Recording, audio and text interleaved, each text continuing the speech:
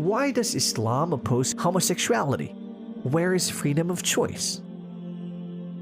In the West today, homosexuality and lesbianism have come to be seen as an alternative lifestyle, subject to personal preference. It is no longer considered an abnormality that requires restraint and treatment, and is being actively promoted by its adherents and their sympathizers as a legitimate way of life. Arguments in favor of tolerance toward same-sex relationships are based on the assumption that homosexual behavior is biologically based and not merely learned from society. Islam considers homosexuality to be the result of human choice. Human beings are not robots that do only what they are programmed to do.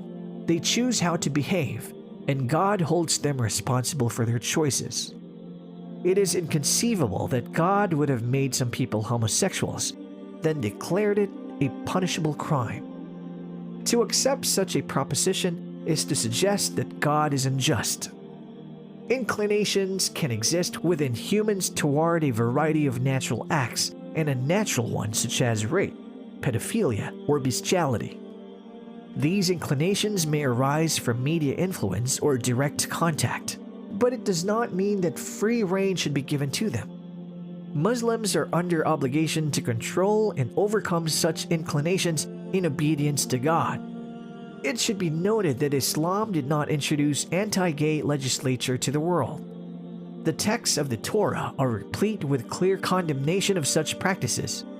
But among the things foretold by the Prophet of Islam is this: immorality will not appear among a people to the extent that they publicize it, but that painful diseases will spread among them, which were not known to their predecessors.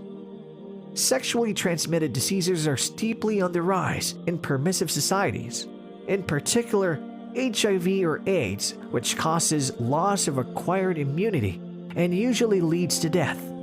The early spread of AIDS was first observed among homosexual communities.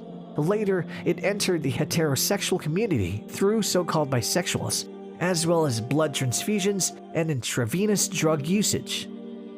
And now it continues to spread among promiscuous heterosexuals. AIDS remains incurable, and infections continue to increase in gay and bisexual men, who accounted for more than half of HIV infections in 2006. Islamic teachings emphasize the distinctions between male and female. Islam instructs parents to separate their children in their beds by the age of 10 in order to avoid sexual experiences, which may result from childhood experimentation. Such experiences are often reinforced by contacts in school or through abuse from perverted adults. Islam also encourages early marriage in order to facilitate lawful sexual relations for young people as soon as possible and keep them away from unlawful and unnatural ones.